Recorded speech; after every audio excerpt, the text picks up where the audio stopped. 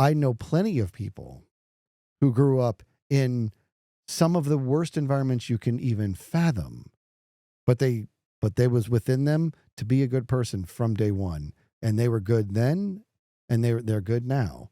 And it's like literally when I think about the things they went through, and they were just wonderful throughout the whole thing, that's when I'm just like, you are innately supposed to be a good person.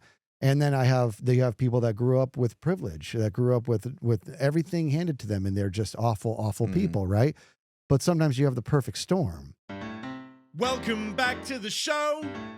There's no telling where we'll go. So come and share a laugh on the Imp and Skizz podcast. Got a question for you. Do it. Do you remember what you were like as a kid? How old? I mean, let's go way back. Let's go like 5 years old. Whoa. Do you remember what you were like when you were 5? I do. Yeah. Yeah? Can you describe your 5-year-old self to me? I was looking for any excuse to play, mainly outside, looking for any sort of physical activity outside. That's what I wanted. I wanted all the sports. I loved playing games. I was pretty hyperactive. You don't say. Yeah, I know, right? Weird. Yeah.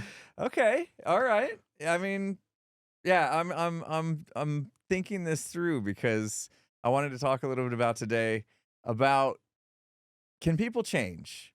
And it got me thinking, like, what was I like as a kid? What am I like now?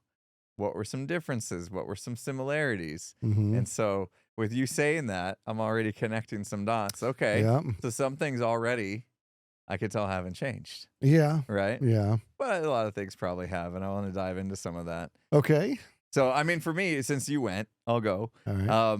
I think the main thing I remember being a 5-year-old was just how inquisitive I was. Like, I wanted to explore and learn about everything that I saw that was new to me. Mm-hmm. Like, if we went to a park, I wanted to go explore every square inch of the park. I wanted to see everything. If we went to the zoo, I wanted to know what every animal was. I wanted to be explained where it's from, and I would actually stop and read everything. Always like super inquisitive, just hunger for knowledge when I was that age, probably to annoying, the point of being annoying to my parents and stuff, you know? Yeah. But I remember that. I remember, obviously playing with friends and all that kind of stuff. I was into, cars and the typical toys and stuff that you would expect a 5-year-old boy to be into. Yeah. But I just remember vividly being like really, really inquisitive and just a hunger for knowledge, I guess. And so I kind of can connect that dot, because today I'm still very much that way. I mean, some of it's more focal or focused on certain things, like technology is obviously my thing. We've talked exhaustively about that. But yeah, I mean, so I haven't changed that much, at least in that aspect. Yeah. And so, I wanted the age-old question, since, apparently we're being very philosophical lately. Hey, I got it this there you time. go. Learned Well it. done, falafel. In our last podcast, we definitely dove into some philosophy and stuff like that. And now another one's coming about. Can people change? Yeah. What do you think? Well, I'm just kidding.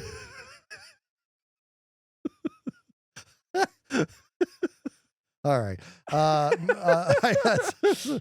No, I think definitely people can change. And I think there's things about people that can change and evolve. And there's certain things that are just kind of there forever. I can tell you, I was really, for a big portion of my life, pretty competitive, and I'm not anymore. You know what I mean? It's not like I still have a little bit of it, but I'm not nearly where I used to be in terms of competitiveness.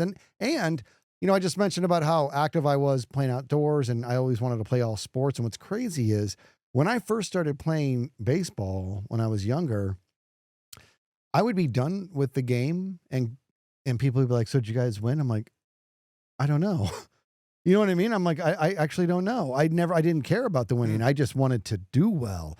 I wanted to catch the ball. I wanted to throw it perfectly. I wanted to hit very hard. I wanted to do all those things. I wanted to be a good player. I didn't really know if we won or not. Like, it was, talking very young. Yeah. And then once I started to get like sort of a taste for victory, then it was a bit drawing and a bit consuming. And I wanted to win at anything and everything. It didn't matter what the game was. It could be checkers. I'm going to win. And if you win, we're playing again because I'm going to win. Because now I have to win more times than you beat me. And that was just something. And then that just, over time, I just dropped it. And that was not so much. I was able to change in that respect. But also, do you think you truly changed? Do you think you just suppress that from bubbling up, from becoming problematic? I have to entertain that could be possible because it's not like when I win, it means nothing. You know, if I win at something today, it's a fun feeling. But when I lose, it doesn't consume me the way it once did. It used to just like it would just follow me forever if I did poorly at something, right? But that's just I think maybe a good way to handle it, you know, and maybe I don't know. Maybe you're right. Maybe it is a form. I don't know. I mean, because as we get older, we get better at, you know, like controlling our emotions a little bit more. You know what I mean? So maybe you've just got a better throttle on it. Maybe, but okay, I'm going to take a simple example, ping pong. Okay. My buddies and I, we used to play a lot of ping pong and as young kids, we got pretty good and winning felt really good and losing felt really bad. Hated to lose. However, one of us, you know him, Drew, nobody hates to lose more than him.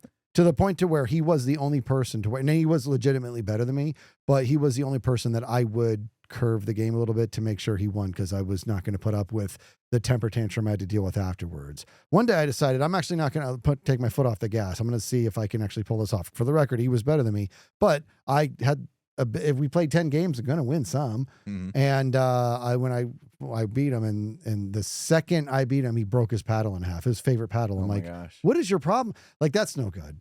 You know what I mean? But now today, if I play ping pong, I mean, if you and I played, I'm going to try to beat you. And if you beat me, it's just not going to, it's not going to bother me. Like, it's crazy. Yeah. And the weird thing is if I beat you, now that I think about it, I don't really think I care about that much. I don't know. That kind of sucks. I kind of want it back now that I think about it, you know? Yeah. I mean, I don't know if I'm competitive at all things.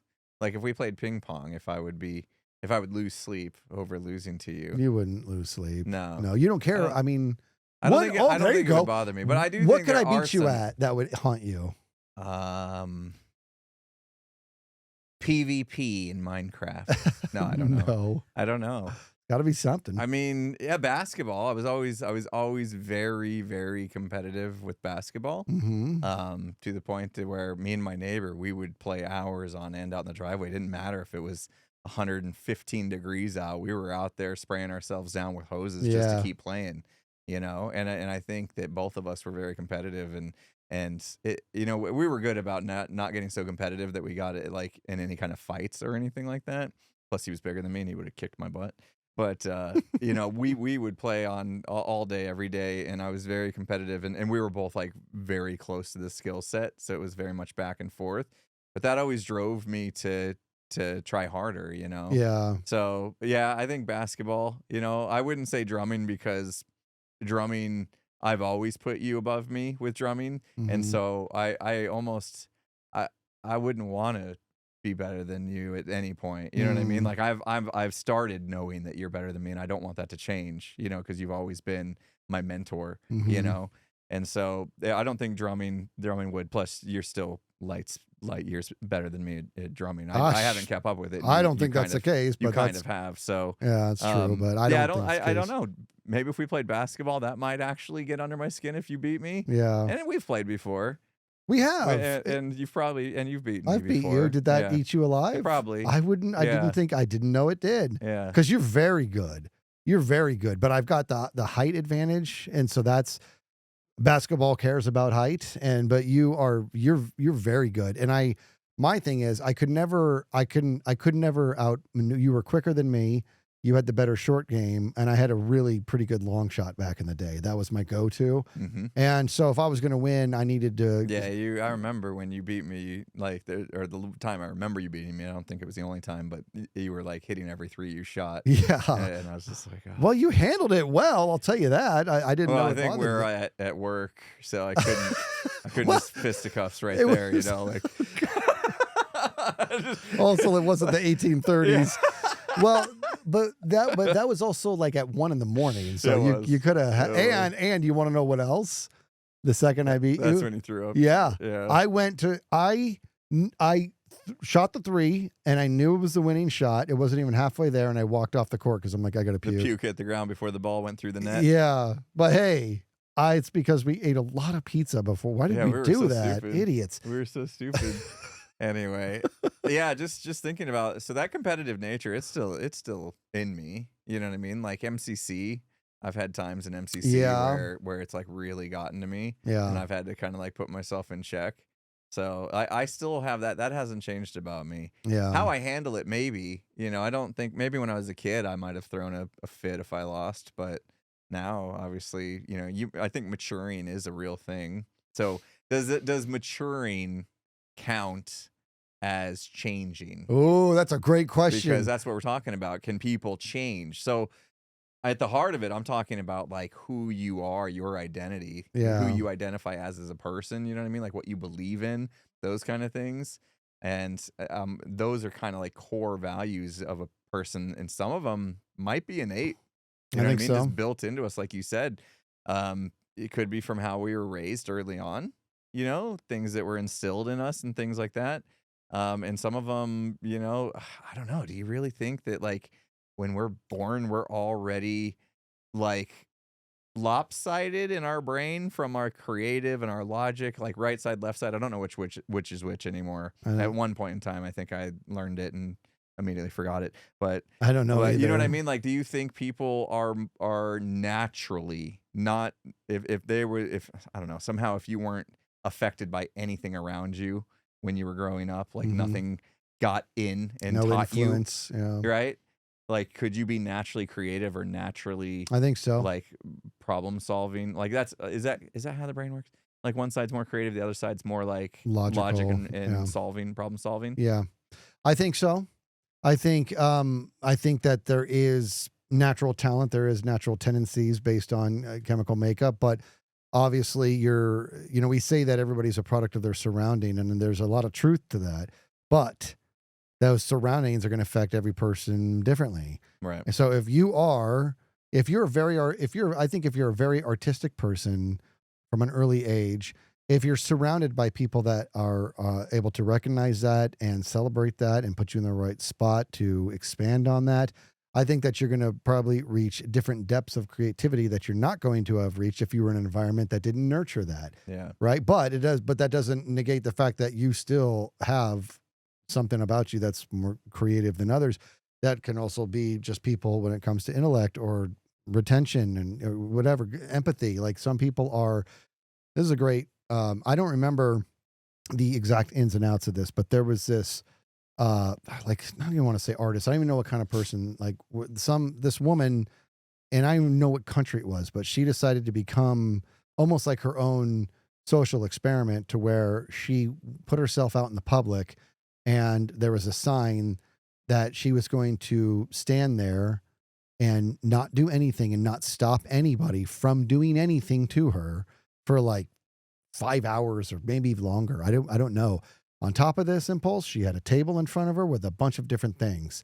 There was flowers, there were markers, there was scissors, there was a loaded gun, like there was a knife. What? I mean, this is I want to make very, very clear. I saw a very small thing on this and I never really looked into it, but what I saw made it look like this wasn't made up. It's real. Anyways, her point was human nature is going to reveal itself. And in the beginning of this experiment, people were very gentle with her. Some people gave, just pictures with her or gave her a flower, or maybe give her a little kiss on the cheek or whatever. As time went by, somebody's going to go ahead and take those scissors and cut her clothes off. And she committed to this. At one point, if I'm not mistaken, somebody put the gun in her hand and made it point to herself. It's like, what is wrong with people? And people were coloring on her and doing all this stuff. Then what ends up happening is as people started doing worse and worse stuff to her, people in the crowd who had a problem with this, there was a divide between them. They were defending her. They were clean. One person came and cleaned her up after these bad people did this thing, right? So here we have a situation where it's like I know they all came from different backgrounds or whatever, but people are who they are. And I am willing to bet that whoever cut her clothes off or did the thing with the gun, that person was a bad person their whole life. And that is a very bleak outlook, and I understand that. But that's an instance where I'm like, sometimes there's things about people that do not change, you know. And I grew up with some people who right from out of the gate, I'm like, that's a not a good dude right there, man. And every single person who I knew was bad, and I don't even like what I'm about to say. Every single one of them grew up to either be in prison or died early. None of them became something where I was like, look at you, you turned your life around. No, you're an a-hole. You know what I mean? Wow. And that's who you were your whole life. That sucks. And I'm not suggesting that people can't completely turn around. I'm saying I sure as heck haven't seen it. Yeah. Yeah, that I get thinking about like the people that I know that are in that kind of space where they do a lot of things that are just like, come on, be a better human. Yeah. And in most of those cases, it was because of the way they grew up, like their surroundings, their environment impacted them. You know, they didn't have a great home life. Yep. Maybe lived in poverty and maybe got bullied and all those things. So in those cases, it's like, okay, well, maybe they weren't, you know, born innately bad. You know what I mean? Just like we talked about, like their environment kind of impacted who they became. So in that case, you could argue, well, when they were a baby, they were not bad, and then their environment affected them, and they became bad. We want to put that label on them. So therefore, people change, right? They get impacted by what they learn and who they're around and nature and everything like that. So for me, has any of my life changed the way that I behave? That's the question. Of course. I've been trying to ask myself. Well, I can go back to the creative thing. When I was a kid, I mean, I was inquisitive and all that, but it was all driven from the logic side of my brain. I had hunger for knowledge. It was more just because I wanted to be smart. I wanted to know everything. You know what I mean? There wasn't a lot of creativity there. I wasn't much into like drawing or writing poems or anything creative. I didn't see beauty in stuff. You know what I mean? Yeah. It was all like ones and zeros. You know, I was very much driven that way.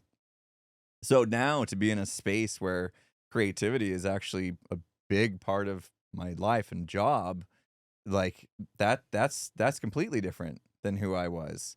And that to me feels like it was more of a product of kind of what transpired over the last decade plus, you know, of being like starting to get a desire to go down that path when I never had before. And at first it was like, this is awkward for me. Like coming up with stories and things like that. I was like, this is not innately who I am. I'm not innately a creative person, but now I'm kind of in the space where I need to be if I want to succeed at this.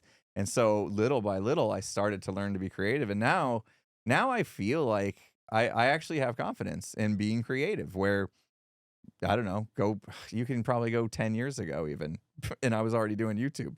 I don't think looking back at that, I was creative in the slightest. I know there'll be some argument on that, but not compared to what I am now. You know, what's your definition of creative? just the ability to imagine things that don't exist, to come up with things that don't exist. You know, create your own stories, create your own pictures, create anything like visual that's not just I saw that and I like, even if you see something and you can recreate it by hand, that's being creative and drawing. You're creating your own take on something. But I mean, coming up with something out of thin air. You know what I mean? You do it all the time. I do now, but did I as a kid? No, as a kid. Yeah, that's what I'm saying. Yeah. That's what I'm saying. As a kid, I don't think I had a creative bone in my body. I was all just the ones and zeros and all about facts and figures. And now, over the past 10 years, I've had to kind of learn. Got it. I gotcha. And now I'm creative. So that's my dichotomy of now versus then. Yeah. And so if that counts as changing, then I would say, yes, I've changed in that way, you know. have I changed as who I am, like inside my beliefs and all that? Maybe not so much. That's almost like obtaining a skill set. When you obtain a skill set, does that change you? I think it can. I think obtaining a skill set gives you a different muscle to flex. It opens up more opportunity. It exposes you to more things. So I think it can. I was doing poetry at a pretty young age. I remember being in grade school, and I just started light. I don't know why I wanted to. I just thought poetry was neat, and I started doing some poetry, and I was just doing it at my family gatherings for birthdays and stuff like that, and that was an environment. So you'd publicly recite poems that you'd Right like there. written and stuff. Yep. Yeah, Interesting. I was in Okay. like third or fourth grade. That's brave for I was that age. nervous to do it, but I wanted to do it. And this goes back to my family was very accepting, very supportive of it. And it's to this day, I've written a lot of poetry since that point, and I can objectively look at some of the stuff I've written and be like, that's pretty good. You know what I mean? It's not just the message coming across or the words being used, but specifically after drumming, as long as I did, that's a huge part of poetry. Rhythm is a huge part of poetry. Finding just the right word, so the inflection and the dance with the syllables just feels good. You know what I mean? Getting that done. And that was, I didn't do that stuff when I was in third or fourth grade. I was writing these poems that you would expect a third grader to write, but my surroundings celebrated that. Had I had brothers who were just like, you're an idiot, or aunts and uncles were like, we got to listen to this again, I would have never tried it again, right? But it was a nurturing environment. It was something that was innately within me, and my environment nurtured that, which is why I want to go back to when I talked about these bad people. I know plenty of people who grew up in some of the worst environments you can even fathom, but they was within them to be a good person from day one, and they were good then, and they're good now. And it's like literally when I think about the things they went through, and they were just wonderful throughout the whole thing, that's when I'm just like, you are innately supposed to be a good person. And then they have people that grew up with privilege, that grew up with everything handed to them, and they're just awful people, right? But sometimes you have the perfect storm. You have the bad person innately who grows up in a bad environment. That's the perfect storm, and there is now no prayer. And that's where you get some of your greatest criminals. You know what I mean? And that's, so yes, you're a product of your environment, and there are things built within you. And you really, I think you crushed on, are we changing ever, or are we maturing? Because sometimes maturing is really changing how you're delivering who you are, even though it's the same product. Yeah. Now you got me really twisted. Yeah, like, okay, let me pretend to be a bad person. Right. Okay, I'm a bad person. I'm having bad thoughts all the time. I see this lady and I want to cut her clothes off and put a gun, whatever, like you said. But I've matured and I know, well, that's not gonna go well if I do that. So I have the thought, but I don't act on it. Did I change? I had the thought still. Okay. This is fair. I don't know. Wow. Good one. I don't think you changed. Right. I'm feeling the same way. You controlled yourself. Yeah. But I mean, like, depends on your definition of had the thought, as in the thought just sort of, our mind is always doing crazy things. Did you have the thought, or did you have the urge? You know what I mean? Like we've all thought some really dark things, but the urge is very different. Yeah, our brains can do some wild stuff. And sometimes it's not wise to look into the random thoughts that our brains can do, because I mean they're literally thousands of thoughts happening every second. Yes, and sometimes it'll just paint its own picture based on your latest emotion, and it just kind of does this thing. Yeah. Like if I get cut off in the road, my brain can just come up with all these things, but I never have the urge. You know what I mean? Now, I think people, if they have the urge and they control it, I'm grateful they controlled it, but I don't think they've changed that much. I don't think I've ever passed a fire alarm without having an urge to pull it. Well, me too. Yeah. I just want to feel it. I want to feel the click, and it's like I don't even need the alarm to go off. I just want to pull that thing. I want to know how much the spring is. I've never done it. I was trying to think, was that a thought or an urge? and it's must be an urge. If I don't know what the definition difference is between a thought and an urge. I think a thought is quite literally just the ability to paint the picture, but the urge is the desire to see it through. Yeah. You know, and Yeah, that okay, and I had the urge to pull it every time, and I've never once done it. I've I don't never think done I it. ever will. You know, Unless there's a obviously. fire, you better Yeah, do it. well, yeah, but you know, my daughter was just telling me a story about a kid who, well, he picked a fight with somebody at school, started losing the fight, and then ran and pulled the fire alarm. So like, oh, he picked the fight. That's actually pretty smart. He picked the fight, Yeah. and then it was a bad fight to pick because he started getting beat, and so he noticed there was a fire alarm, and he pulled the fire alarm to like Wow. stop from getting beat more. And like she's like, he's been suspended for like a week at least, and I was like, yeah, pulling fire alarms bad because you know what I Yeah. mean, like disrupt the whole school. And I'm like, at the same time, I'm like, wow.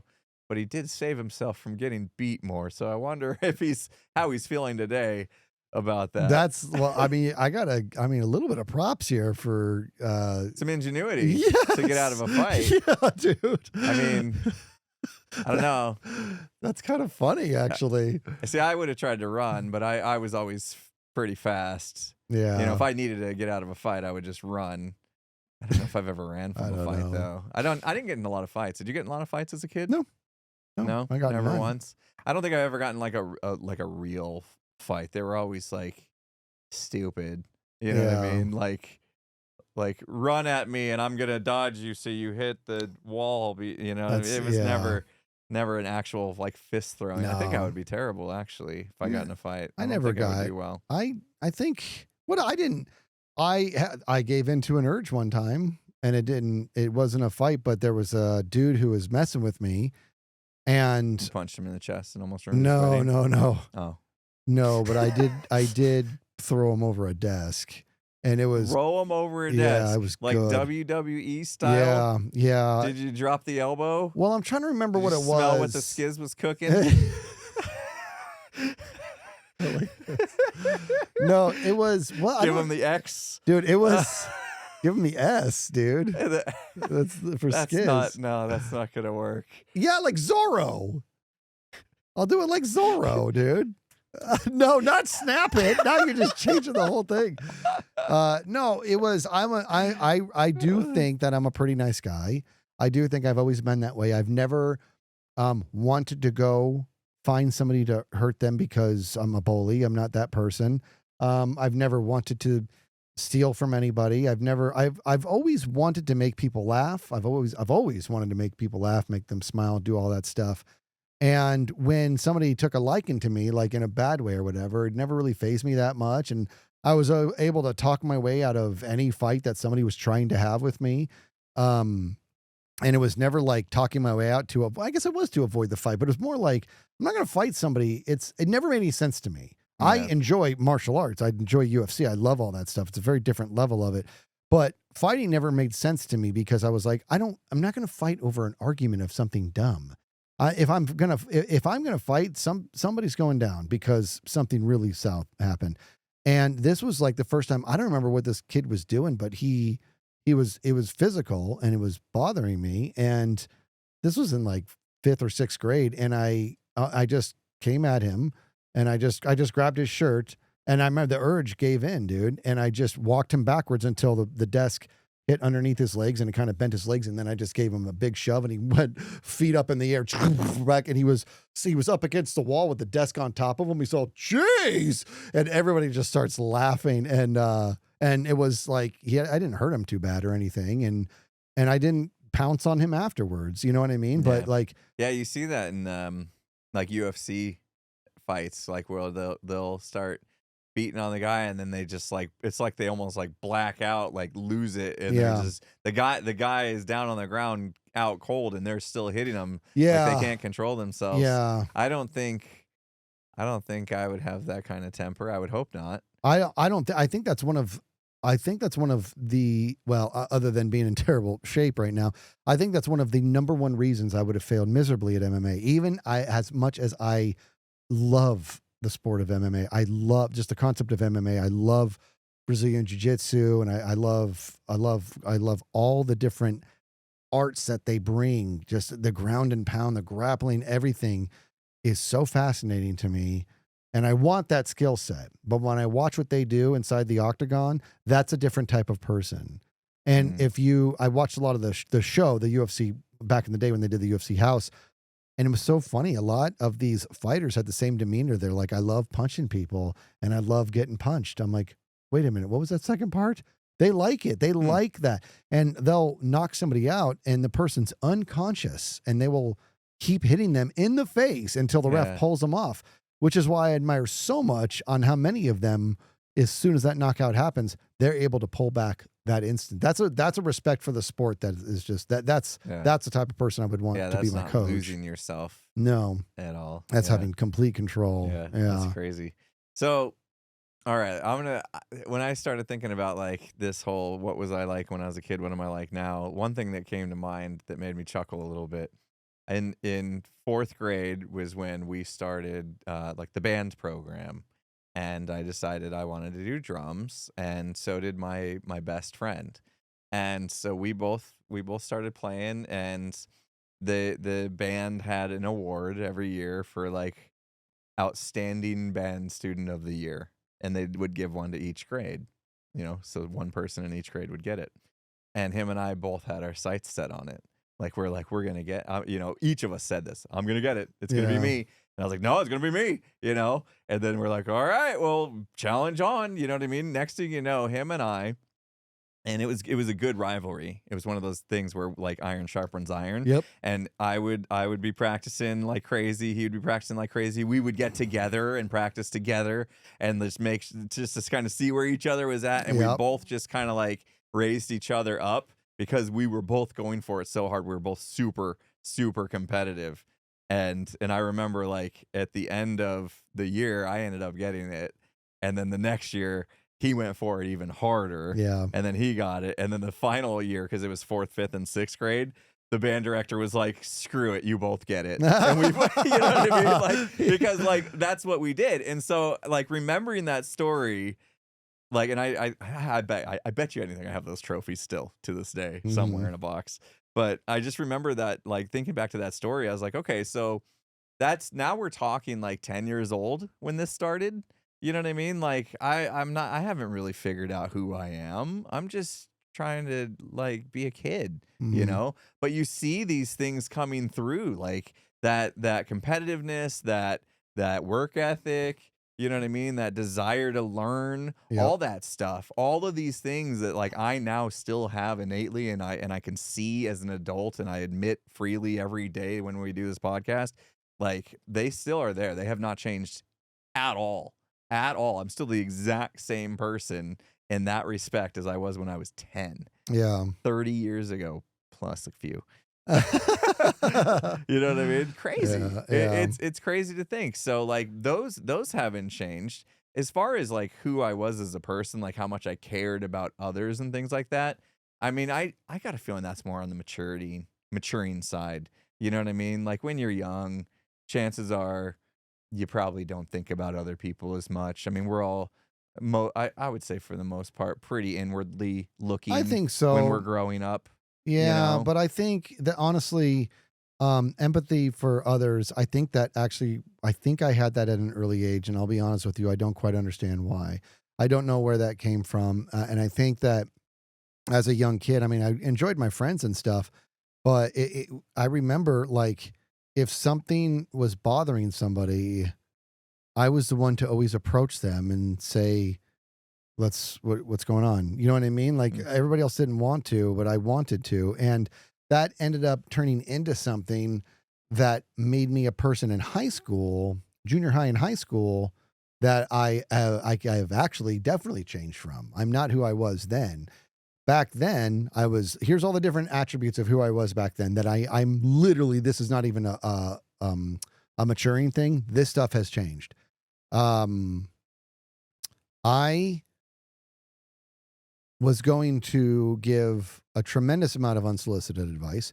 And I still do that a little bit today, but not anywhere near where it was, right? I've dialed that way back in regards to sometimes people just need somebody to talk to. They don't need you to fix everything. If every once in a while, if I see somebody going down a bad path, like today, I back then, if they were doing anything I thought that was bad for them, they were going to hear about it from me. Back in high school, if they were doing anything at all that I thought was bad for them, they were going to hear about it. But now it's when they're doing something, I assess how bad really is it? Is this worth getting involved and crossing lines?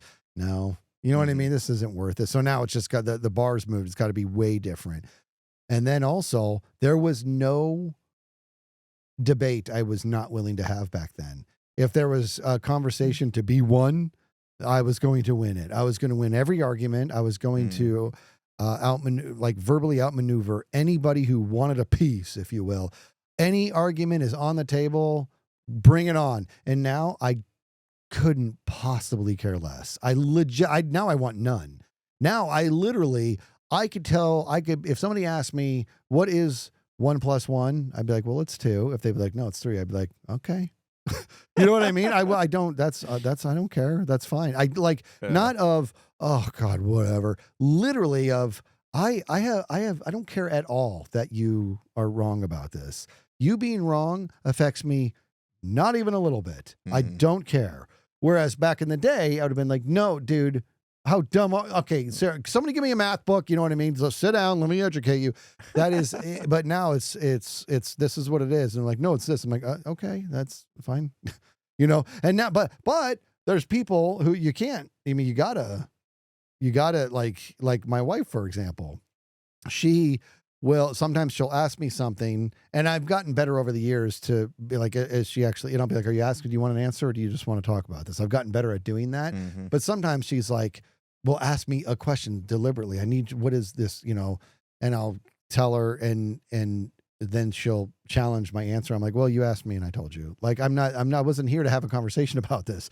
You know what I mean? You asked me and I told you. And then now we're done with whatever that little conversation was. We're not talking opinion stuff. We're talking, no, it's like there is only one answer. No, we're talking, either or. It could be both. Sometimes it's what's my opinion on something. Yeah. And I'll tell, and then that can't be challenged. Exactly. Right? Exactly. And then I'll tell her, and she'll be like, I might not like your opinion. Yeah, which is fine. But it's still your opinion, and your opinion's valid. Yeah, and I'm like, okay, well, you asked me and I told you. Yeah. Mine. Yeah. You know, but if I want to force my opinion on you, that's not something I'm in control of. So that's not why it's not worth the battle. Yeah, you know, and that's what you've learned. Yeah. Right? You've learned, and you've tailored the way you behave in those situations where it's like, oh, if I trauma dump on you, it doesn't necessarily mean I need a solution, right? You know, to get out of it. It might just mean I just wanted to dump. Yeah, you know what I mean? This off my, you know, sometimes, you know, that's why recently I've been journaling, and that's helping to not trauma dump on people as much, I think. You know what I mean? Not that my journal is just a bunch of trauma. It's just like a way, like when things are weighing on you. Yeah, like sometimes you just need an outlet. You know what I mean? And like as a kid, we would throw temper tantrums and stuff like that. That was just a way of us trying to find an outlet for our emotions. And now I'm a little more mature and understand that like nothing's changed as far as like I still have emotions and I still feel like I need to let them out somehow. The method of how I do that's a little more controlled and a little more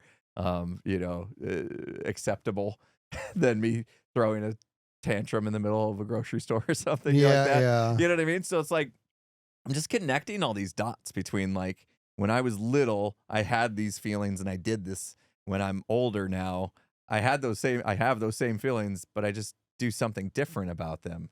And so I feel like it's more of just a maturing process than it is a changing process. And so that really got me spinning, like, and maybe not in a good way, but like, oh man, can people change? Like, I know this is an age-old question. That's why we're talking about it today. But I'm like, I'm starting to wonder if it's not possible. I know, it's a good point. You know what I mean? Man. Because like the way that we're kind of saying is like, no, internally we haven't changed. Just how we deal with it has changed. Yeah. Because of maturing or learning or having tools, you know what I mean? Or having friends to help us through things and things like that, you know, but like innately still the same. Still the same as I was when I was a kid. I'm still curious about everything. I'm still competitive. That hasn't changed. How I handle myself has. Yeah. You know what I mean? And You're as far as the so empathy goes, like I don't think that it's not that I'm not internally innately an empathetic person. I really I am. Like a lot of times when people are seemingly coming off a certain way that's like frowned upon, a lot of times I will try to put myself in their shoes and be like, okay, hey, you ever do the thing where like somebody cuts you off in traffic? We talked about this yeah, before. yeah, And you're just like, wow, they must really had to poop, yeah. It's the you best thing know? to say. Or they didn't turn on their turning signal to turn, and it's like, oh, their turning signal must be broken. Yeah, You know what I mean? Like I try to I try to not just assume the worst, but the same thing with empathy. It's like if somebody's like really all, being mean or whatever, I try to be like, okay, well maybe they're just having a really bad day, you know? And so, empathy goes a lot further than that, obviously. yeah, yeah. No, I think that's it's a big deal. subject, I but think that's like good. that's not something as a kid I would have put up with. You know what I mean? I either would have said something or at least internally got upset about it. Well, Where now but it's that's like, normal. You're more worldly now. You've had more yeah, exposure to things. You're able to entertain far more options other than I'm good, they're bad. yeah, Me awesome, you suck. You know what I mean? That's that you're able to see from different and I'm somebody. I mean, I like that all the things you just said, and I actually could stand to learn from some of that a little bit because when I see I'm with you. So no blink, no turn signal, cut me off. You're not thinking. You got to poop. You got to do all these things. But when somebody is just on the road and that person is very very angry and they're very dangerous on the road and they want everybody on there to know how angry they are, so they tailgate and they're giving the finger to everybody. I have zero empathy for that. And I probably should because what if this person just went through some incredible loss, right? And so I probably should be, but I'm not. I'm very upset because there's a ton of innocent people here that you're putting their lives at yeah. risk because you can't keep it together. Yeah, I've noticed that like if I'm in the car by myself, I can put up with it. But if I have my kids in the car, my wife in the car, God. like the blood boils a little bit. Man. Yeah, I'm with you there. Oh, And that's when the thoughts happen. Obviously, I'm not going to act on, but that's when the urges happen Yeah. for me. When it has to do with my kids, that's when Yeah. the urge is there. yeah, Yeah. that gets tough. Trying to figure out that line between like, okay, if this person is having a bad day, that's understandable. Like we all been there. I mean, we went for a walk on Tuesday. I was in a bad mood, and I still today feel bad about that. Like I don't know why I was in a bad mood, but like we got done with the walk and you said something to me and I was like, oh yeah, why was I all pissy all morning? I just like ruined our walk. You know what I mean? I was like, I don't understand what we got into me. And I said some things that I don't agree with now. For the audience, we weren't even arguing about anything. No. You were just venting because I was just venting. I was in yeah. a bad mood, and so I started venting. Yeah. And you were like, "Wow, you're being a little over top about that." You know what I mean? That's kind of not cool, you know. And so after the walk was over, and I kind of reflected, I was like, "Yeah, it's just in a bad mood. It's just kind of acting out of character in a way." You know what I but mean? it's Saying also some things a kind little of out of character. But it honors me because you trust me enough to go be vulnerable like that. I'm not I going to didn't throw it in journal your that day face. was my problem. That was a real actually issue. I didn't journal that day. You knew I wasn't going to throw it in your face. I Yeah. wasn't going to do any of that.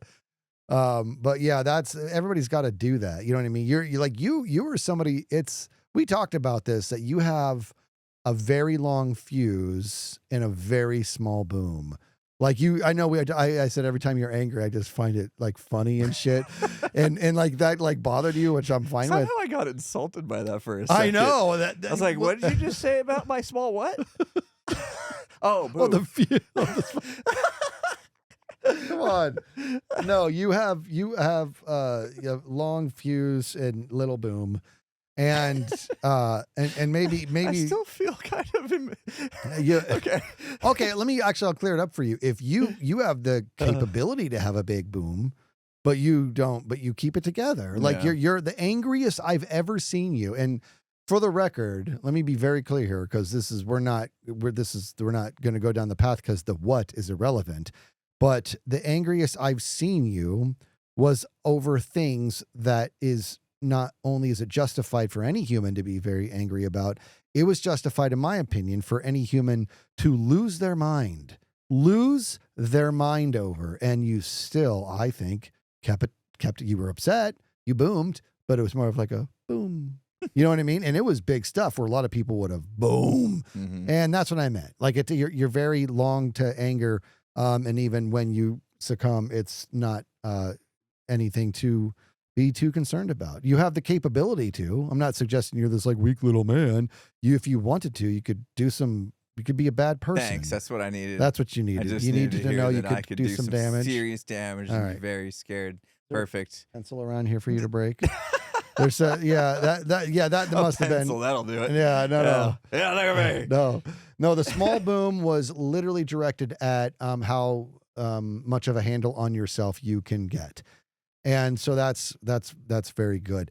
But so you and I were doing the walk, and you were frustrated about many. I actually forgot. I was all over the place. You were. It was. It was a grab bag. It that was day. moving. What can I be mad about? Yeah. Yeah. In fact.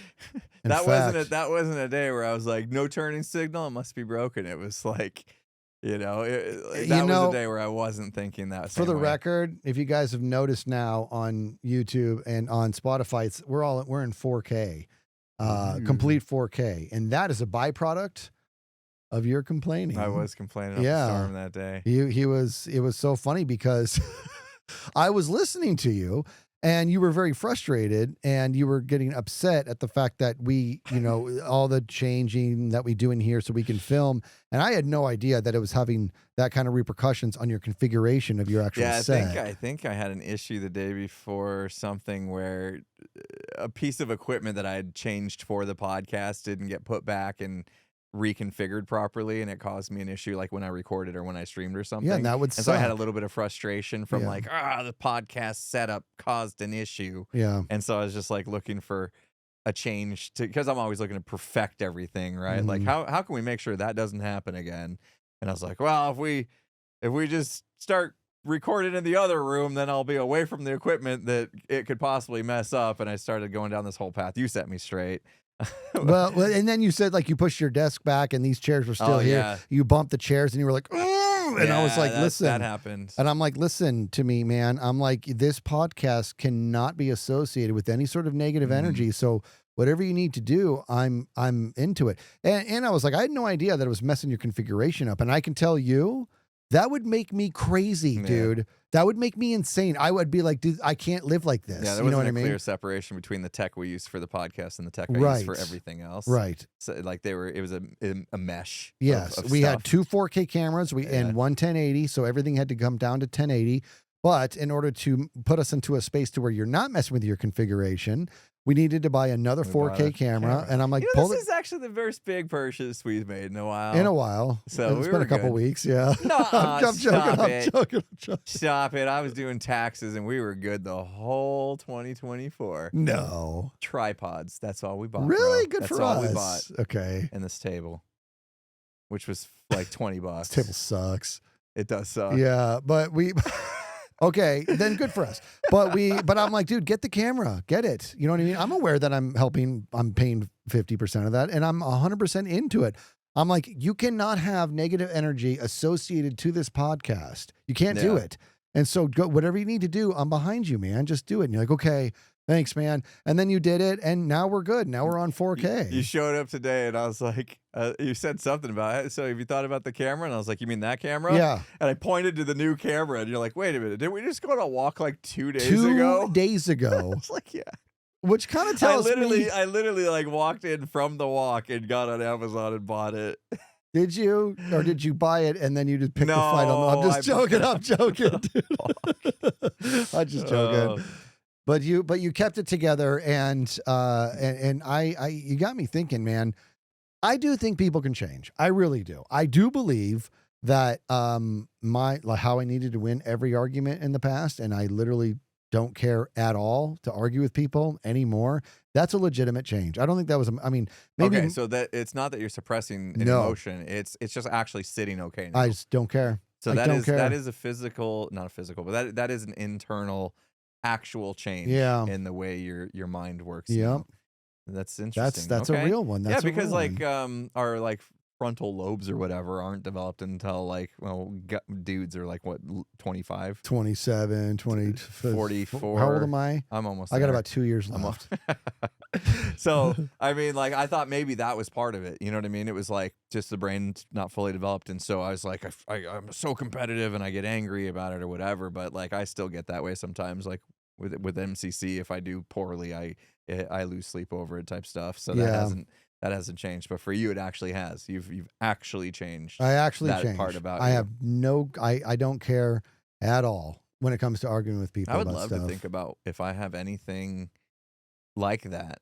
I can't think of anything. I think that's why I was kind of chuckling internally with this topic, was because like I'm like, oh crap, I haven't changed since I was a kid. This was your idea. Is that bad? You know what I mean? Like I feel like, oh, is that bad? But then I think about it, I was like, you know what? I wasn't a bad kid. No. You know what I mean? Like if there was a part of me that was like, I mean, yeah, I'm competitive, but it doesn't. That's make not me, bad at all. You know what I mean? Yeah. I was like, if there was anything that was like poorly in bad nature or whatever, that I would want to change, you know, then I would think differently. Like, oh man, I really wish I stopped, you know, bullying people at this point in time. But you were never a bully. Which I never was. Yeah, I was always. And for the record, Impulse, you could have been if you wanted to. I could have. Is that what you wanted to hear? Yeah, I would have been the biggest, baddest bully.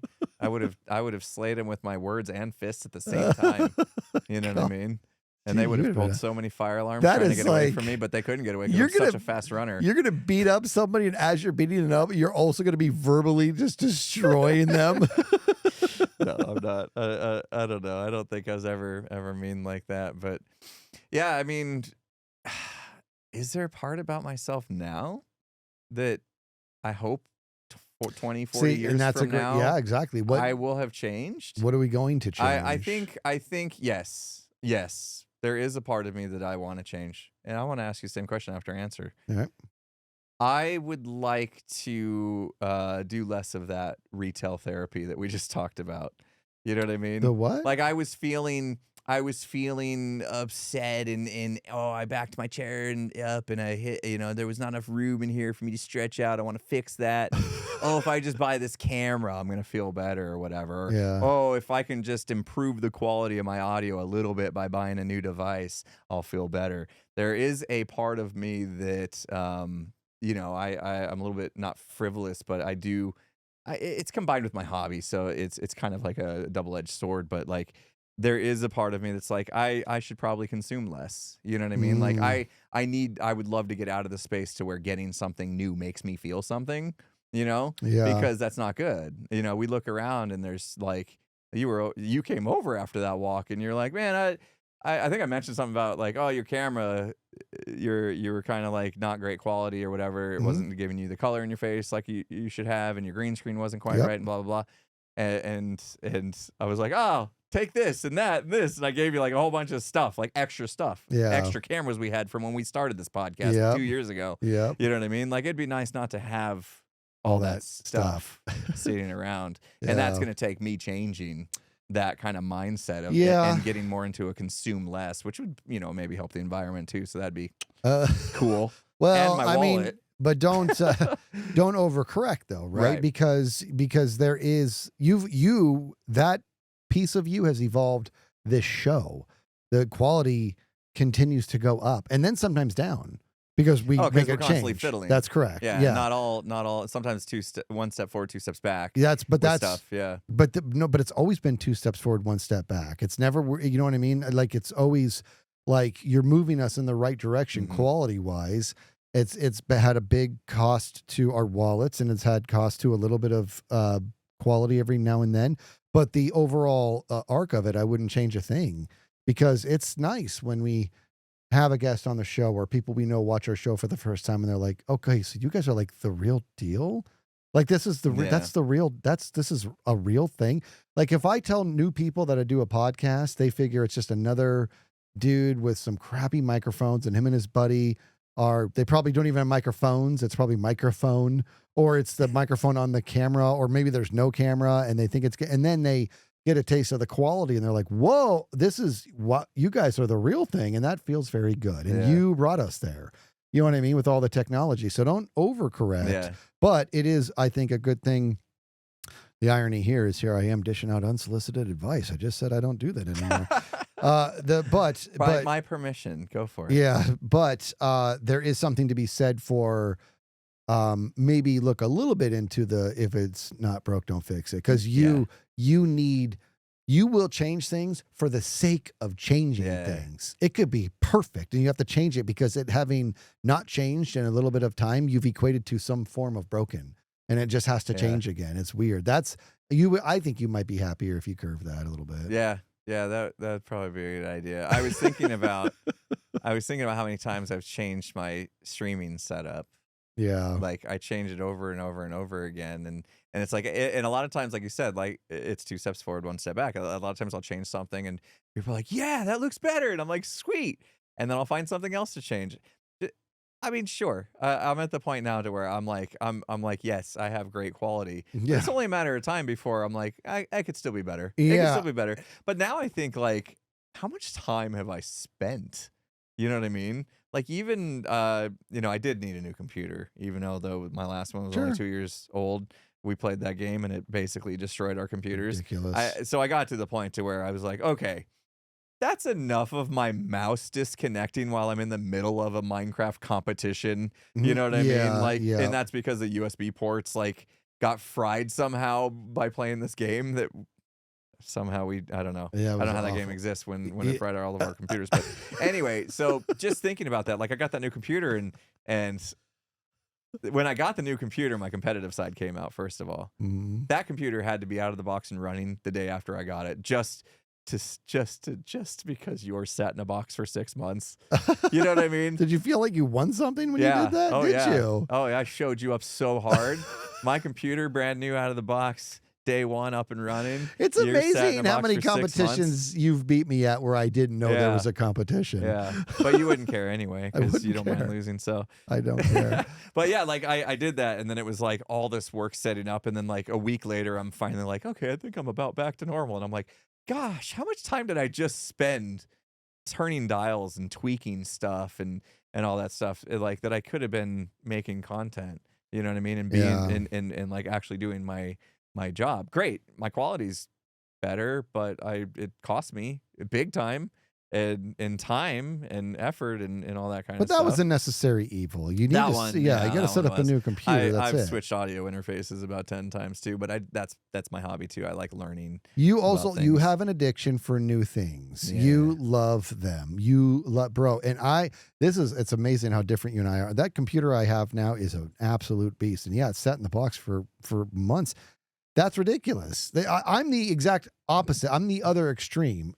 To the point to where I'm at fault over here. Don't you have a brand new phone that you haven't even? I was just gonna say I have an iPhone 15 that I bought like a week ago. It's still in the box. I watched You better get that out. The 16's going to come out soon. I don't care. The 16 is out, but it doesn't mean anything to me. You know what I mean? Like it's out for real. Yeah. See, here we go. Okay, this is I think we talked about this too. My first iPhone ever was the iPhone 4, I think. What? And dude, I almost got fired getting the iPhone. I know you waited. You were the wait in line overnight person. I was just like, my buddy is a lunatic for the first iPhone. And I ditched a training class at work for it. Yeah. That I could have gotten in big trouble for ditching. I wanted it that bad. What is that? I actually want to know. You got to find it. I don't know. I think I would probably have to lay on a couch with a psychologist for hours to unpack where that came from. Could you not stand the idea of seeing somebody own that phone while you didn't own it? I just love technology so much. Yeah, but this is deeper than you can wait one more day. Like literally, you were in line. You're a lunatic. You were in line for the iPhone 1. Yeah, but I met News Reporter. That's super. So actually, that's driving the point home. There was news coverage of look at these lunatics. Yeah. Like this is so crazy, and you were one of those people, and that's. I was just like, what? And so my first one, like I said, was the 4. And I was like, because I eventually, it was time for a new phone. And by that time, the iPhone 4 was out. And I didn't like shove my iPhone in your face for 3 years. No, but you did let me play with your iPhone. I remember that because we'd be at lunch. I'm like, let me have a look at that. And I would be like, because the technology in the iPhone was anybody who doesn't know, is not aware of this or doesn't quite remember when this all came out. This was a very big deal. In fact, I remember I'm the one who showed you the iPhone because I pulled you into a conference room with Yeah, the rest of our remember. team. I said, look at this commercial. And that's when they were doing the pinch and this, and the pictures were getting bigger and they were going through their albums and stuff. And you're all, I must have this phone. And Yep. you had the phone. And then I remember when I would play with it, I'm like, this thing is pretty cool. And then I would give it back to you. Fast forward, iPhone 4 comes out. I get it because my old Nokia or whatever was time to go. And I get the iPhone 4 and you were on the iPhone 3.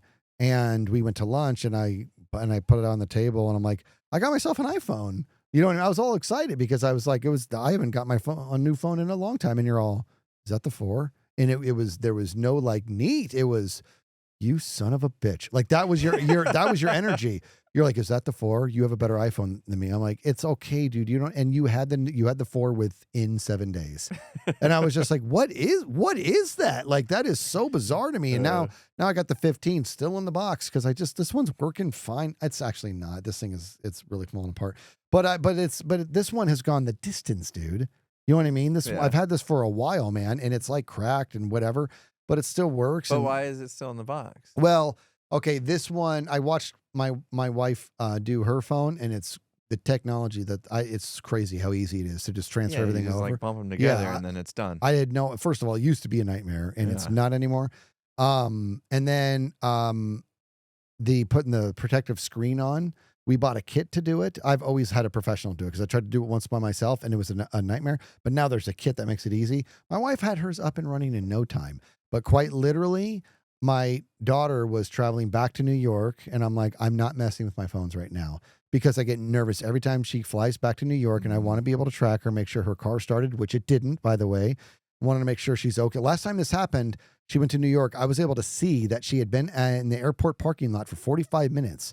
And I called her. I'm like, what is going on? She's like, my car won't start. I'm like, why have you not called me? You know what I mean? Like, it's freezing there. You can't mess around with this stuff. So I wanted to make sure that technology was there. And then now my wife just left last night to go to New York. And I just want to make sure the technology is not, as soon as they're nice and safe, then I'm going to get it working again. Yeah. That's a good excuse. When you're going to mess with these things that are like become pipital Very in our lives. Yeah. I mean, it's like they've been the greatest thing and they've also been the worst thing at the same time. The smartphones. We could get a whole another podcast right there. I don't know how well that would be received, but we could talk hours on end about just the pros and cons of having so much accessibility in our pocket at all times. You know what it does to our let's make that a podcast. What it does to our dopamine system, what it does to our attention spans, to our ability to think for ourselves. Exactly. Yeah. We could. Again, it would be another one where it's like, well, we're definitely not experts. We're just giving our 2 cents. Of course, we're not experts in anything. Yeah. We haven't done the asterisk in a while. The asterisk quote of like, everything we say here is just from our personal experience. We have no training. We've in any said of it this enough that people know that we don't presume to be the authority on anything we talk about. It's just our and opinions. if we say, oh, I don't think people can change, it doesn't mean that's not true. Of course, that doesn't mean that is true. That people can not change. Yes, that was a double negative. There was a lot of negatives. There was a lot of negatives there. Yeah. All right, so let's get back to it because we got off track a little bit, which was fun. But I said, okay, I'm mature now. I did air quotes. I'm mature now, but there are still some things I would like to change about myself, who I am. Yeah. What about you? You got anything? Oh, there's got to be. What do I want to change about myself? I think. I mean, I don't know. I don't from like an innate quality standpoint. I don't know. Okay, this is fair. I think maybe I've gone too far in like I do care about people, but I seem to be caring less. You know what I mean? The whole like I don't care what people think. I think that's gone too far. I think it's time to. Like, I love my family dearly. I love my mom. I love my dad. I love my brothers. I really, really do. But when I do things that they like don't agree with or whatever, and they vocalize, they've stopped because they have seen how overwhelmingly dismissive I am whenever they have an opinion about any part of my life. Right? They've seen, like, they will say things like, well, maybe if this, because they care and they love me. And I used to be that I would argue back, You know what I mean? And then it got to a point where would stop arguing, and that was giving the impression that I wasn't paying attention. Now it's gotten to the point to where I just started agreeing with everything they say, and they've caught on to I'm just doing whatever it takes for this moment to end. Mm. You know what I mean? So they'll be like, yeah, and I'll be like, no, that's actually pretty good. That's a good idea. And they're like, you don't believe it. I'm like, no. And, you know, and they're like, and they get very hurt, and they should be hurt. That's a rude way to treat somebody you love. Mhm. But that's just like, that is something I'd like to see myself change in, is be a little bit more empathetic to those who love me and just want the best for me. And I am able to identify that they genuinely do want the best for me. They're not trying to get anything from me. They do want the best for me. And if I do anything that is in their minds a bit self-destructive, they're just trying to be a good family member, a great family member, I should say. And I'm being way too dismissive of it. And I'm aware of it logically, but I don't make any changes because I'm not really, I don't really care to change that. Am I confident that all my decisions are correct? No, I'm not. But when I have somebody tell me something, and in the back of my mind, I'm like, I know you don't know what you're talking about. You know what I mean? Like you don't know. Well, they don't. They don't, because they they're don't. not you. They don't walk in your shoes. They don't live your life. Yes, but they have life experience. You know what I Sure. mean? They have, and you think I'd be more willing to listen to that, you know, but I'm not. And I don't know what that is. I don't, it's Yeah. almost like, hey, if my ship is sinking, I'm the one at the helm, it's fine. You know what I mean? It's I don't know. I don't know what that is, but that's something I should probably Do you react the same way? Oh, maybe you've never read us. Do you ever read self-help books where they give advice on how to do things? Like I don't never. think so. You've never read any kind of Atomic Habits from James Clear, or the 5-second rule from Mel Robbins? Any of these books out there that are meant to help you No. manage your day, your life in a better way? It's like I have to, 'Cause I had to have at some point. Because Like, I assume you would have the same reaction to somebody giving advice on how to you'd think better your right. habits, right? the closest I come to a self-help book that I read, and it's not even that often, but it's the Bible. And that's when that's like the ultimate self-help book. And, you know, and I'm not, this is not a consistent habit of mine, but I do, my daughter and I will do Bible studies together, and she leads them because she leads a Bible study at where she's at in New York. And she's very, very good at it. And I think she likes to practice a little bit on me too, which is good. Mm-hmm. And we have great sessions. But when I am doing it, like, it's like, dude, there's good stuff in there. You know what I mean? Like, it's crazy how it's nuts how much, like, just the right passage at just the right time can really just give you the perspective that you didn't even know you were seeking. Have you read cover to cover the No. whole Bible? No. It's not supposed to be read like that. It's not like that. It's a series of books. It's not like a sequential thing. It's I've not read cover to cover. I would argue I've not even read half of the Bible. You know what I mean? But it's really the best thing to do is to, if you're going through something in your life, this is my opinion. If you're going through something in your life and the voices are loud in the head and the thoughts are muddy and you just can't quite get a grip on what your intentions are and what you're trying to do, and your confidence is low, try to make a sentence out of how you feel, and then feel blessed with the technology we have today. You can literally type that sentence into Google and say best Bible verse, and it'll tell you what book and verse to go to. And it is crazy how it's written in a perspective that if you open your mind, it will do wonders for you. And I can't explain it, dude. I won't pretend to, and I'm really bad at trying to explain it now. But it has the ability to give you a perspective that you didn't know was coming. It's just hard to say. And it's crazy how it can be done with words that are as old as they are.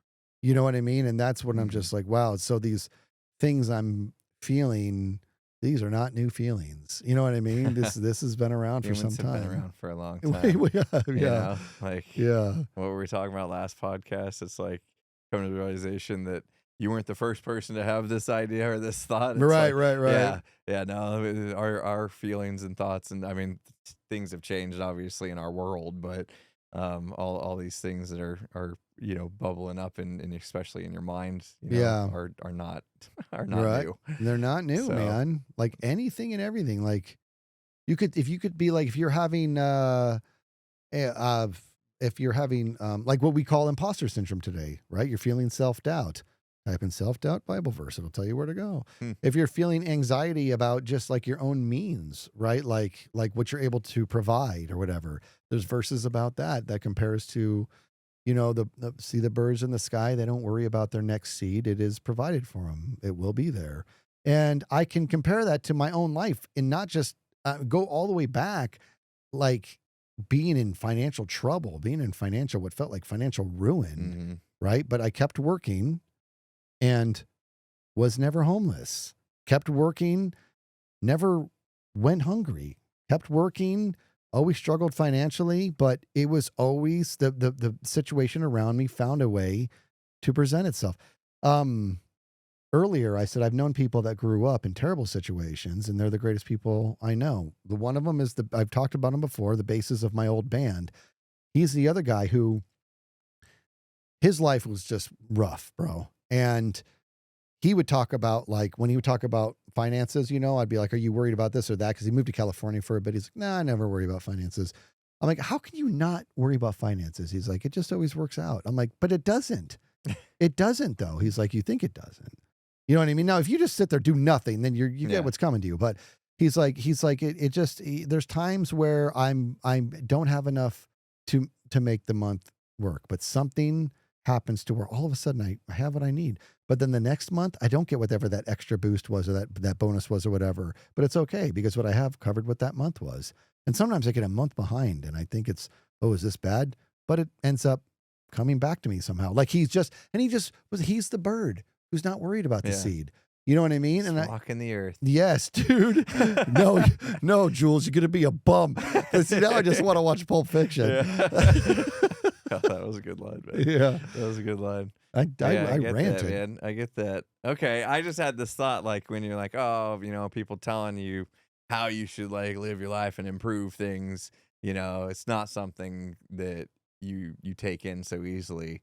And so I was like, okay, I bet you're not much of a self-help like book reader. Right. And I'm But not. That makes sense. I'm not. And I should be. I think there's a lot of merit in them. You are. I don't see you being the type of person like Atomic Habits, right? Like, okay, so establishing a routine of good habits to perform every day.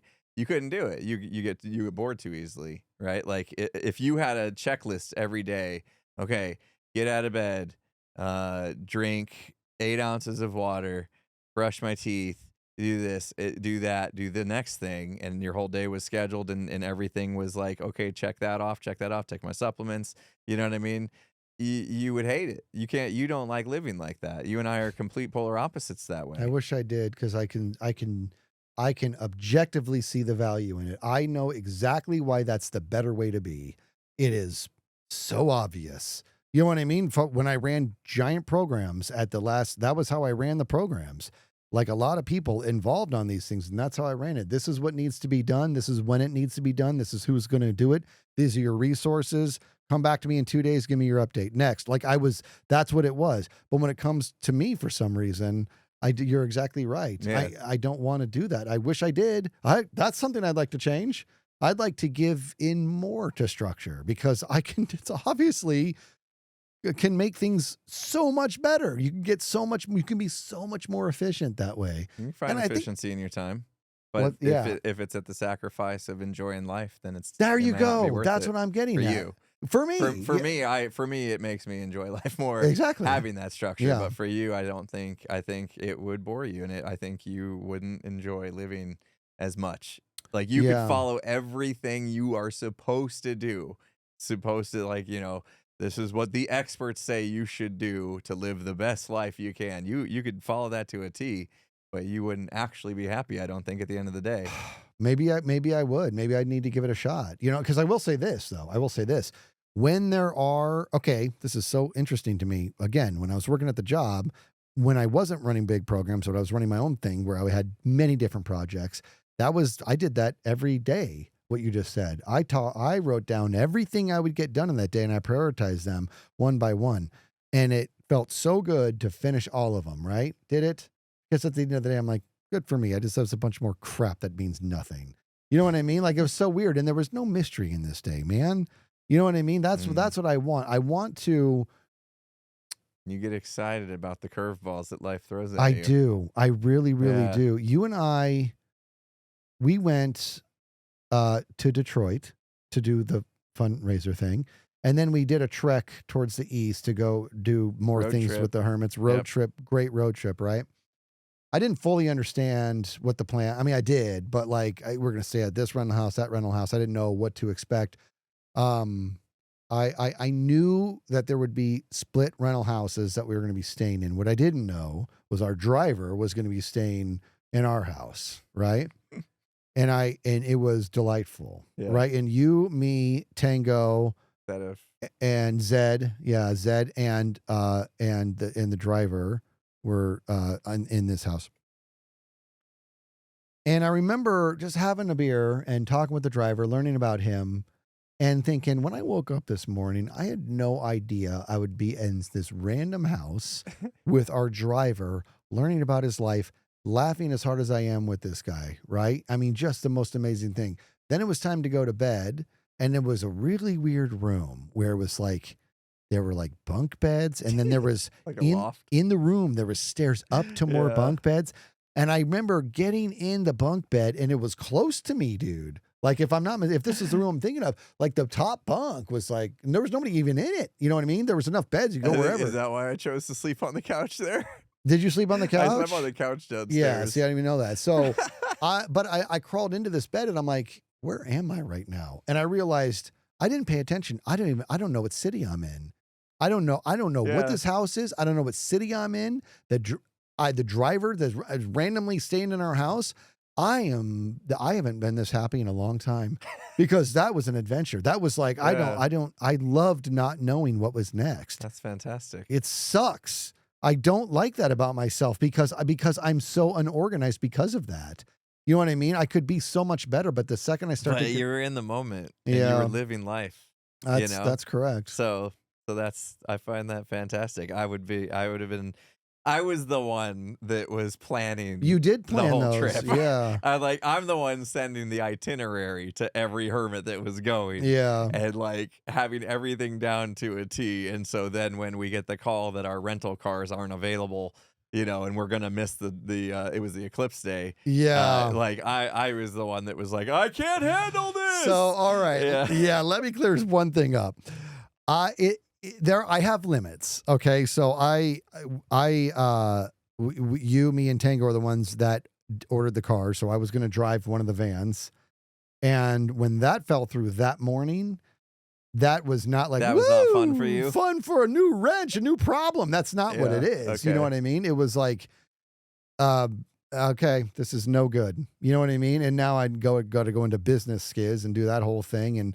And that was that. I don't like that. I don't like problems. You know what I mean? But I do like not really knowing, what's coming next. What state you woke up in. Yeah. That's neat. The coolest thing was we actually, I don't remember the name of the place either, even though I booked that Airbnb. I should know the name of the city we were in. We were literally like in the middle of nowhere. And so when we were leaving that next morning, and there was a family that recognized us out in the middle of nowhere. That's that place. That was like, wow. Yeah, that's pretty cool. That's pretty wild. Yeah. You know what I mean? That was super cool. Yeah. To be out in the where we don't even know where we are and get read, like somebody runs into us and knows who we are. I was like, what? Yeah. But yeah, I don't know, man. Like, would I want to change to be more like you and more, I guess, free spirited? I don't have that desire, actually. Like I don't feel like my life's boring, even though I know what I'm doing next. Today. You know what I mean? And that I do have a checklist. I literally, while I'm doing a 75 hard program thing, I literally have a checklist. You have that to I have have a to check checklist off. for that. Yeah, your first three let's go. Your first three checks are like, get up, drink water, 8 ounces, and brush your teeth. Because when you're doing your little mock thing, I'm like, he's just telling me what his list is. Yeah. Well, no, So- I didn't go through everything because well, of course not. obviously But you drink some your of it water people first. don't need to know. But yeah. You, you drink your water first before you brush your teeth because it sucks to brush your teeth and instantly drink water. Feels weird. Yeah. Well, cold water, anyways. But you drink your water. This couldn't be further off topic, but you have your first glass room temperature. Yes. Why is that? You mentioned it the other day. I don't like shocking my organs with cold water first thing when I wake up. Oh, okay. Yeah, it's more of like my body. It's uncomfortable to my body to have cold water hit it straight away in the morning. So I drink my first one of my 21 ounces here is all room temperature water first thing, and I will drink that whole thing in the first hour of being awake. I'll drink a whole 21 ounces of water first thing. Just get rehydrated straight away. I find light as soon as I can to help me wake up. And my new routine that I've started over the past couple weeks is the journaling and starting to dabble in meditation, mainly just the breathing part. And that like I said, the days where I don't do it are the days that I'm a little uptight and can like be frustrated about every little thing and vent to you. So I'm finding this stuff to be helpful, and it is me just trying to make incremental changes and start doing some I'll quote some James Clear from Atomic Habits, some habit stacking. You know what I mean? Like you start to get your habits and you're like, okay, after I do this, then I'll do that and this habit and this habit. Okay, remember my supplements after my breakfast. You know what I mean? That kind of thing. So I've been little by little over the past couple of years just learning new habits that have made me feel better, and it's working, so far.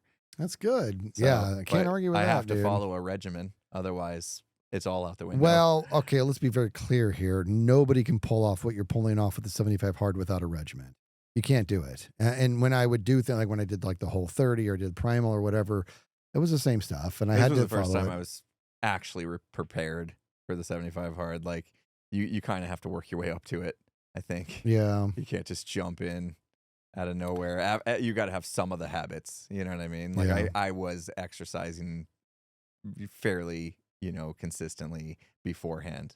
But adding another one on the day was rough. Eating right was another one. Started the macro thing well before we even talked to Claire. Yeah. So, having Claire on was like that last push. Like it was almost fate, man. Yeah, it was. It Yeah. was. And we talked about that. Like just clicked. So we'll see. I still got 22 more days to make it through. So I'll let you know. You're going to. I've never been more sure. I said it from the beginning. I said the only thing that's going to throw me off is injury or sickness.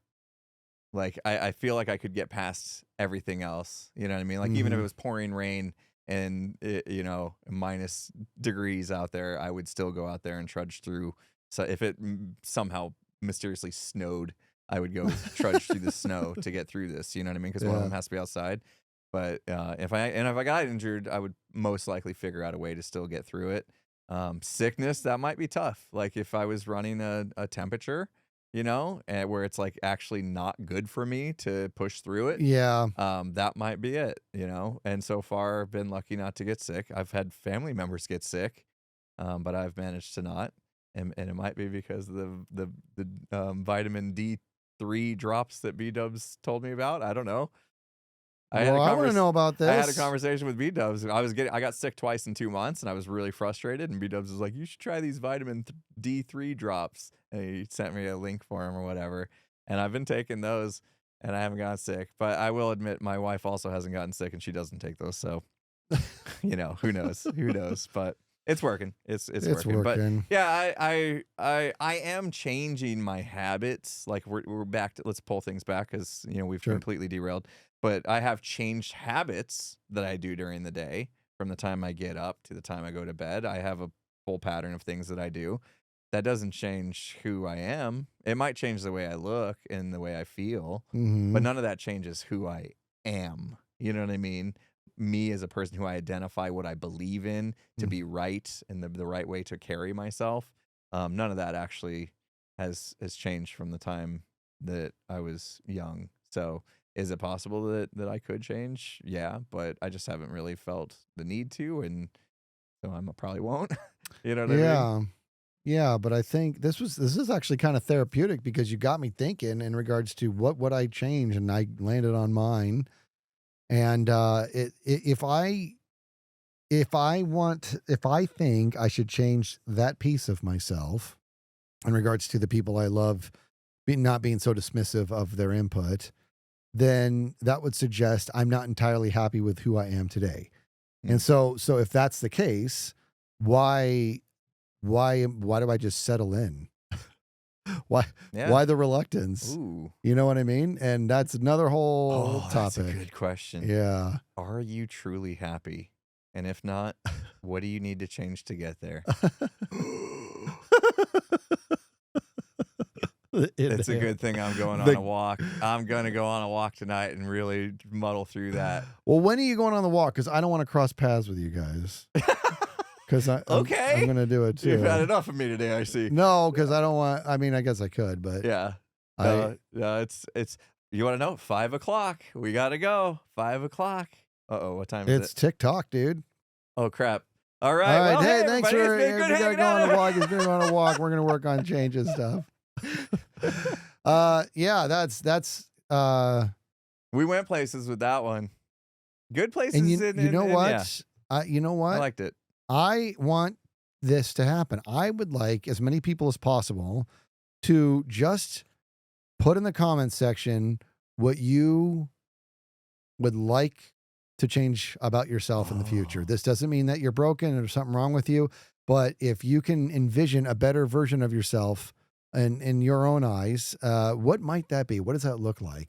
Sometimes it feels good just to write it down. Yeah. You know what? I bet you somewhere there's some science that will tell them to, or will tell us that if they do write that down in the comment section, it's more likely to happen. I agree with that. I bet you anything. Yeah. There's science to back that statement up. So do it. It'd be great if this episode ends up being the catalyst for at least one person to go do that. Hey, man, what's stopping you? Did it? We didn't expect that to do anything. Right. You know what I mean? That'd be cool to see. And I'm also curious to see what you guys have to say. Yeah, so, me too. All right, we'll wrap things up here because I got to go put my walking shoes on. Tell me about it. I'm going to end up crossing fun paths hanging out, man. Yeah, it's a good one. All right, guys. See ya. Bye. Dude, I made it. I am going to go to the bathroom as I turn off. Remember SpongeBob when he was doing the snapping?